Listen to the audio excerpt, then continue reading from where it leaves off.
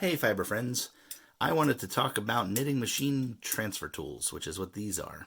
And the idea is when you have a knitting machine, which is a whole array of these things called needles, what they actually are latch hooks, right? So they call them the needles, but I guess because knitting is traditionally done with needles, but really they're latch hooks. And what a transfer tool does is it allows you to stick the eye of this on the hook and pull the hook out or push it back in.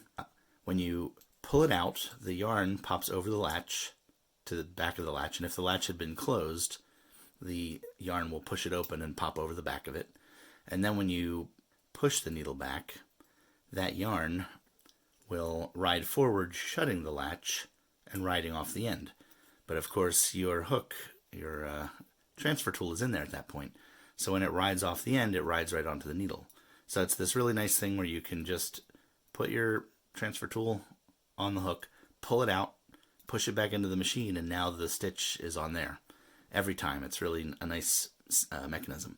And then you can move it to a different needle by simply putting that on the next needle and then lifting it up and just curling off the end, and the stitch will ride down this thing right onto the hook. So that's what you can do with a transfer tool, but why would you want to? And that's a good question. If you had that question, well done. Well, one reason is, let's say your fabric ends here, and then I want to start tapering the fabric in because it's, up by a shoulder, I'm doing some shaping, and I want to have one fewer stitch on the next round and from then on. Well, you could take the stitch off of that, lift it off, and then go over to this one and drop it on. And then this needle, you just, you're done with it. You just put it out of play. And this now has two stitches on it, but once you knit, you'll pull a new stitch up through both of those. That's called knit two together in regular knitting, and it's a kind of decrease. And from then on, now this stitch doesn't exist anymore because you moved it over to here and collapsed it into a new stitch. So you can use it for decreases. If you were going to do the equivalent of a yarn over in knitting, which is where you add a fake stitch by wrapping yarn over the needle just to create a new loop on the needle, and on the next round you can knit into that loop. What you could do is move a stitch over. Right, let's say you're on the end of the fabric, you could move the stitch over one and you'd leave a hole, and the next time the thing came across, it would be grabbed by the hook, and then the next time you came across, it would start knitting it again, and you would have increased. That could be one reason to do it, knitting increases and decreases. And another reason that you might want to do it, might want to use these, is cables.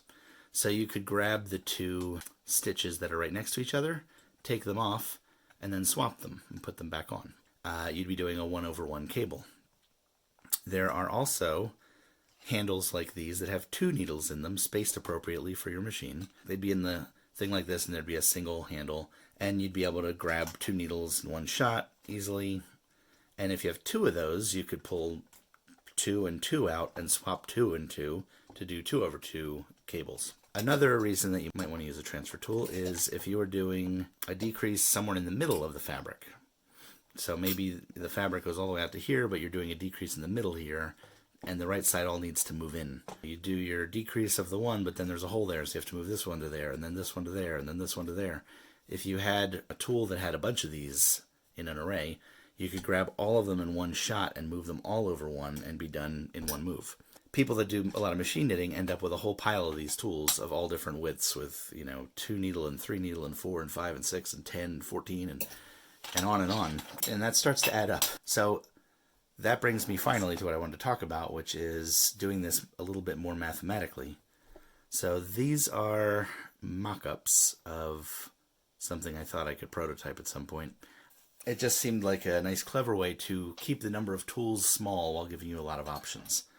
So the way to look at these is that this white center band is the handle. So those would be much bigger. This was an envelope, so I didn't have a lot of space to work with. The scribbly area doesn't exist. I just didn't want to cut it out because these are so flimsy, these little needles. So these two wouldn't even have a bottom. They would just have the handles. and these have needles sticking out the bottom. So just thinking about the top for now, the idea here was this was a later addition.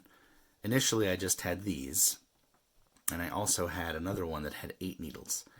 And the idea here is powers of 2. This is 2 to the 0, which is 1, 2 to the first, which is 2, 2 to the second, which is 4, and this would be 2 to the third, which is 8, right? Because 2 times 2 times 2 is 8. So when you have powers of 2, 1, 2, 4, 8, 16, right? You can join them together in various ways to create every number up to twice the highest of them minus 1.